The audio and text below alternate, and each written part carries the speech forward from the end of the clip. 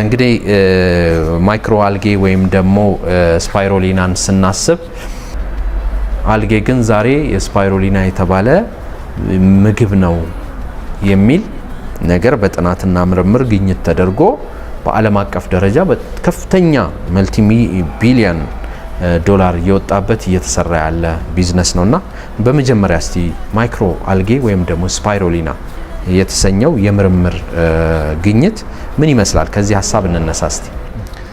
ስፓይሮሊና በአይነቷ በጣም ለየት ያለች ነች።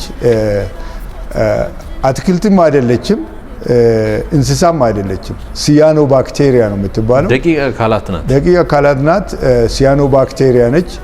አትክልት ነች እንዳንላት ሴል ዎል የሚባል አካል የላትም።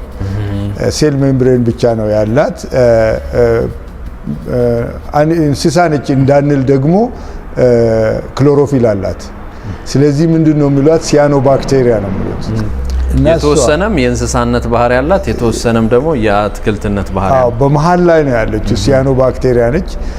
እና እሷ ነች እንግዲህ አሁን በዓለም ላይ በከፍተኛ ደረጃ በሰው ምግብነት እጅግ ተፈላጊ ከሆኑት ውስጥ ጠቅላላ ምግብ ተብላ ነው የምትጠራው። ጠቅላላ ምግብ ሁሉንም ነገር የያዘች በአንድ ሴል ውስጥ ሁሉንም ምግብ የያዘች አይነት ነች። እና አንዳንዶቹ እንዳውም ምንድነው መናነች እስከ ማለት ደረጃ የደረሱ አሉ።